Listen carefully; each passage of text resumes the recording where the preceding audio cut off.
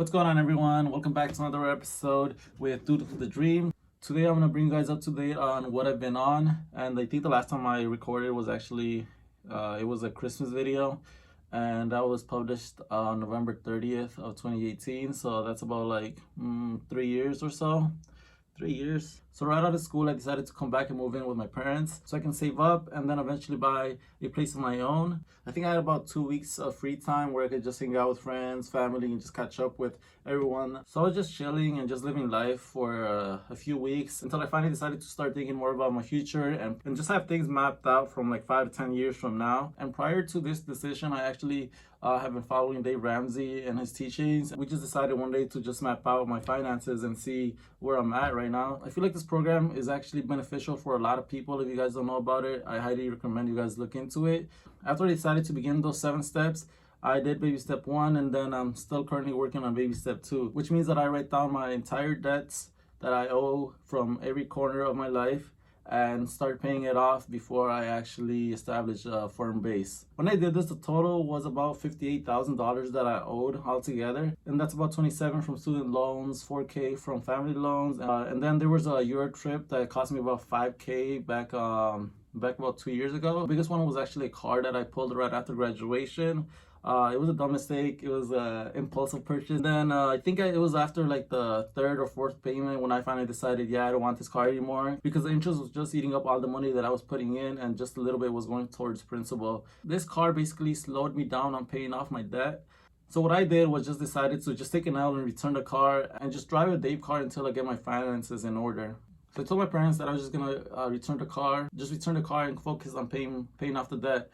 And as I told them that, they decided that they actually wanted the car. So then they just took the new car and I just took the old car, and then we just been working fine like that.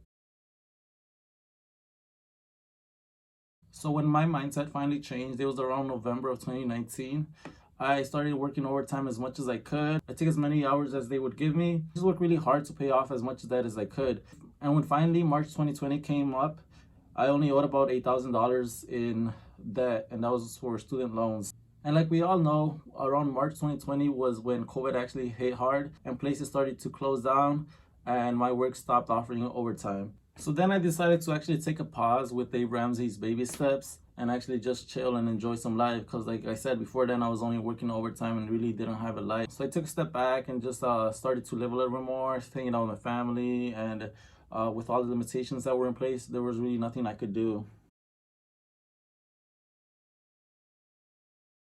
And then we fast forward to like about November 2020, and I don't want to sound like a downer either, but I do want to share like some bad things that did happen in the past year and a half or so. So basically, like I said, we fast forward to November of 2020, and that's when I've been having headaches for a long time, and I actually ignored it for about a month. So I'm the type of person that actually for some reason doesn't go to the doctor for small pains.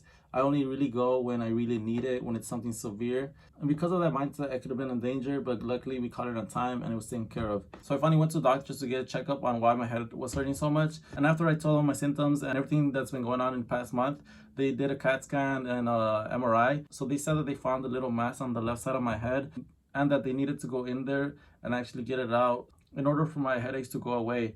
Basically mid-November is when I actually went through the surgery, and they went in there, took it out, and the surgery went pretty well. And then it was just time for me to recover. And I think you guys can actually see the scar here. I don't know if you can see it from that angle or if I do my hair like that. So they just said I should have normal healing and all that, but just the whole process of healing was really hard and it took a lot of time, which really sucks. I'm the type of person who likes to go out and do things, and being stuck in bed was just not me. So in order to pass time, I just started to watch whatever show was on TV. And then one day, out of nowhere, I came across the show Everybody Loves Raymond. I remember seeing it when I was like a little kid, like maybe 10. I didn't really understand the show. I just watched it because it was on and there was really nothing to do either. And I actually started to like the show to the point where I actually binge watched the entire seasons, all the episodes, in like about a week. So that's what I did for about a week. After that, I came to a point where I just couldn't watch TV anymore. I didn't want to be on a screen, and I was just super bored in bed, had nothing to do. And then one day I was just scrolling through my phone, and then I saw like a real estate class in there. And then to my head, I'm just like, nah, I gotta recover. I don't gotta do this. And I continued to think, and I said, you know what? In a few years, actually, I'm gonna want to buy my own house. I looked up really quickly on Google how much it would be to buy the house and all the expenses and all. Then I realized that if I learned how to represent myself, I could save a lot on commissions cost. So that night I signed up. It's gonna be an on-demand class, meaning that I just go on my own pace, read through the books, watch some videos, and take a few tests here and there. And they said that I had like from January to like June, about 6 months. And then I didn't really have much else to do, so that actually was a good distraction for me during my recovery phase of the surgery. It was until like the second week of January that I actually took it seriously. And I think I finished in the second week of February. So the amount that I actually paid for a class and the amount that I'm actually going to be saving on commissions cost is actually a big win for me. And now a month later, I'm able to present myself, and I'm happy because I did that. So second week of February, I finished the classes, and then actually that very February, I started working full time again. And that very first week of me returning to work, I actually started feeling, I actually started feeling like pain on my tooth. I think they said like my C3 tooth or whatever. That was the source of the pain.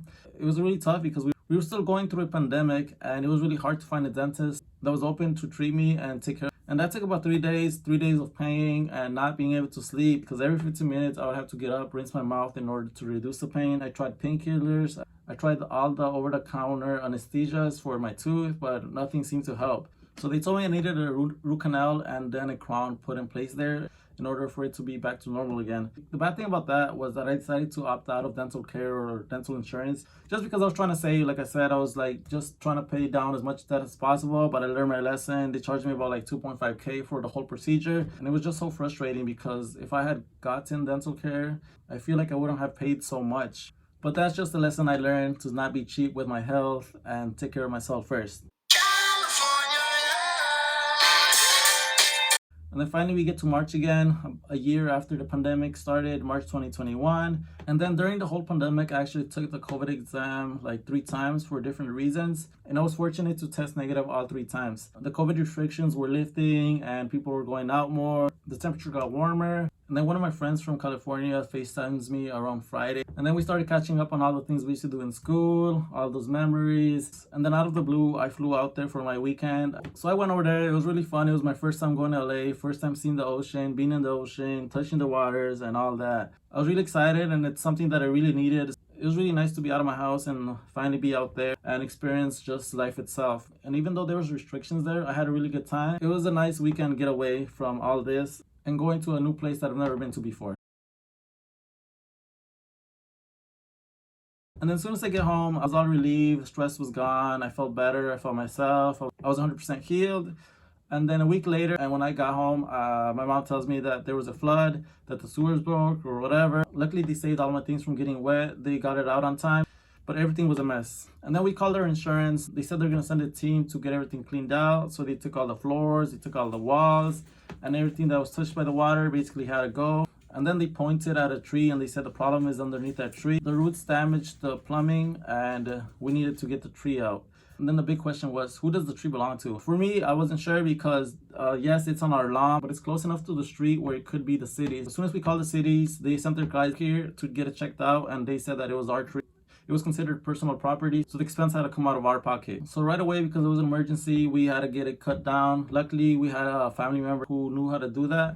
So they came out, got the tree cut down in one day. And then finally, after many calls with different people, the plumbing people, the stump guy, the tree person, the cleanup crew, we finally have everyone out of our houses. Now it's just time to rebuild. So now that that's all over, we finally got everything back to normal. And that, guys, is roughly a quick summary of what's been going on. And if you guys enjoyed me talking about numbers and finances, I'm actually starting a new YouTube channel with my brother. So I'll be talking about finances. I'll be talking about anything that might be going on in the world related to numbers, money, currency, and all that. I'll be talking about investing. I'll show you guys my portfolio, some tips and tricks, and I'll show you how to make an account on Robinhood, Webull, or whatever other account you would like. In this channel, I will be talking about all things related to numbers. So if you support me, I highly recommend you guys go check it out. I'll put a link to it right down there in the description. And with that being said, thank you everyone that watched till the end. This is Dude with the Dream checking out. Peace.